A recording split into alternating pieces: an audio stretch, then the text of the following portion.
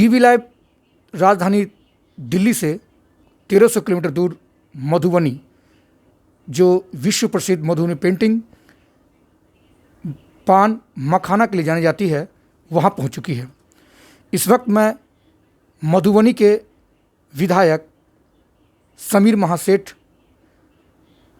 के आवास पर हूँ और उनसे जानेंगे कि इस कोरोना काल में और जो बिहार जो दोहरी मार झेल रही है, बाढ़ और कोरोना, उसको लेकर के जो सरकार है वो कितनी सतर्क है और विपक्ष उस पर कितना प्रहार कर रही है। समीर जी, आपका बहुत बहुत स्वागत है हमारे डीवी लाइव में। जी, मधुबनी की जनता को भी प्रणाम, आपको भी शंकर भाई प्रणाम, नमस्कार। ये बताइए, बिहार दोहरी मार झेल रहा है, इस कोरोना काल में और बाढ़ के आपदा में आपको सरकार कहाँ दिख रहा है? सरकार तो डबल इंजन की सरकार है। देश की सरकार यहाँ साथ दे रही है। बिहार की सरकार कहती है कि हर एक चीज़ों के लिए आप निश्चिंत रहें।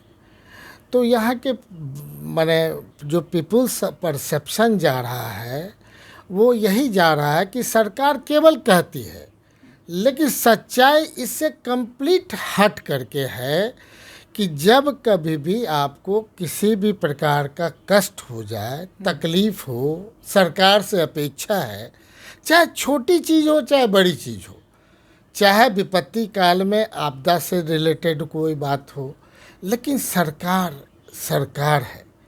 पता नहीं ये सरकार को क्या अहंकारी सरकार को हो गया है, किस सोच में डूबा हुआ है कि हम जनता के साथ कुछ भी इनजस्टिस करें, मधुबनी के साथ कुछ भी इनजस्टिस करें, कोई समझने वाला नहीं होगा, लोग हमको मान लेगा। इसीलिए कोरोना काल में कोविड-19 में लगातार ये कहना कि आप निश्चिंत रहें। अब मरने वाले की संख्या 5 से 10 एवरीडे हो रहा है। को हॉस्पिटल में जाओ, आपको बुखार और सर्दी खांसी हो जाए और आपको ये लक्षण लगे कोविड-19 का, कोरोना का, तो आप परेशान हो जाते हैं। किससे एडवाइस लें, किससे एडवाइस लें? डॉक्टर कहीं नहीं है, आपसे कोई बात करना नहीं चाह रहा है, प्राइवेट डॉक्टर का अभाव है। सरकार को चाहिए कि चाहे प्राइवेट डॉक्टर हो चाहे सरकारी डॉक्टर हो, खुल करके मोबाइल पर आप नहीं होता है तो बात करें। ये 10 नंबर मिलना चाहिए, लेकिन वो कौन सा नंबर? बड़े बड़े, आप तो आए हैं दिल्ली से, यहाँ तो बड़े बड़ा एडवर्टीजमेंट, करोड़ों का एडवर्टीजमेंट दे दिया गया बिहार सरकार ने इसके प्रचार में कि आप ये 10 नंबर लें और टेलीफोन लगावें, और इंक्लूडिंग टॉप टू बॉटम। जब आप टेलीफोन लगाएंगे, हम कागज़ आपके पास रख देते हैं, अखबार रख देते हैं, पहला लगाएंगे स्विच ऑफ, दूसरा लगाएंगे स्विच ऑफ, तीसरा लगाएंगे स्विच ऑफ, 10 तक आप प्रयास कर लें। मतलब आपका कहना यह है कि कोरोना में बिल्कुल जो नीतीश सरकार है, जो डबल इंजन की सरकार, वो फेल है। अब हम बात करते हैं आपके मधुबनी की। आप मधुबनी से पहली बार विधायक रहे हैं। इसके पूर्व आपके दिवंगत पिता यहाँ 3 बार MLC रह चुके हैं। 22 वर्षों तक उन्होंने नगर परिषद देखा, जहाँ तक मुझे जानकारी है, और वे मंत्री भी रह चुके हैं। मधुबनी में चीनी मिल 3 चीनी मिल है। 15 वर्ष RJD की सरकार रही, 15 वर्ष डबल इंजन की सरकार रही। क्या कारण है कि वो चीनी मिल नहीं खुल पा रहा है? जब तक हम लोग का 15 वर्ष की सरकार रही, हर एक साल यहाँ के किसान अपना जो उत्पादन है मिल तक ले जाते थे।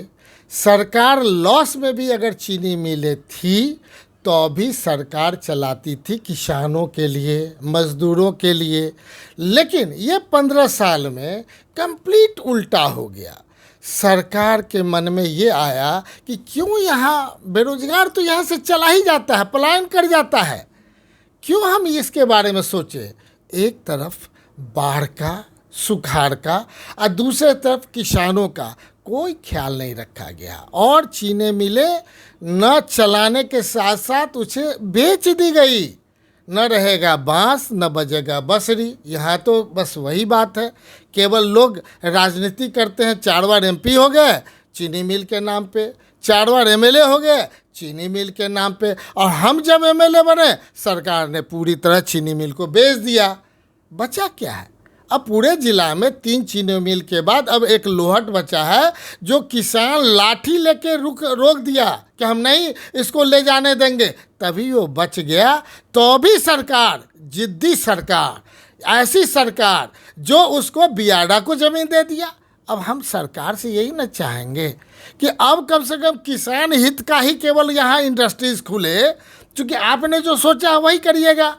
दूसरा तो जनता का कोई बात नहीं समझना है, पब्लिक का कोई बात नहीं समझना है। तो मेरा आग्रह है सरकार से कि केवल इतना ही डिसाइड कर दे कि जो चीनी मिल का ज़मीन का अधिग्रहण किए हैं, केवल और केवल किसान के तहत जो फायदा होने वाला है वही उद्योग खोलेंगे, ताकि किसान का जो समस्या है, वर्कर का जो समस्या है, उसका निदान हो सके। इतना ही। अच्छा, मिथिलांचल में जहाँ तक मुझे पता है एशिया में 90% से भी अधिक मखाना की खेती होती है। जी जी।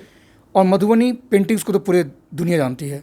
तो इसको क्यों नहीं व्यापक स्तर पर इसको बिजनेस व्यवसाय के लिए चुना जाता है, आपके तरफ से भी और जो सत्ता में उनके तरफ से भी? लगातार 2003 से एमएलसी रहे और इस बात की चर्चा करते रहे कि यहाँ विश्व विख्यात जो हमारा मधुबनी पेंटिंग है या हमारा मखाना उद्योग है, दोनों पे लड़ाई लड़ते रहे। लेकिन हमें खुशी है कि कम से कम ये सरकार इस माने में कि कम से कम मधुबनी पेंटिंग आधारित सौराठ में एक अच्छा इंस्टीट्यूशन बनाने जा रही है। हमें उम्मीद है कि 1-2 साल के अंदर वो बन करके तैयार हो जाएगा। यहाँ के जो आर्ट है, कल्चर है, हेरिटेज है, उसका कहीं ना कहीं विश्व में जो प्रसिद्धि मिली है वो कहीं ना कहीं स्थापित हो पाएगा। लेकिन दुर्भाग्य दूसरे तरफ है कि पूरे वर्ल्ड में मखाना को माना गया, लेकिन हमारे लोग यहाँ जो उसके किसान हैं, हम उसे किसान कहेंगे जो मछुआरा है, और वो किसान का कोई ख्याल नहीं रखा गया।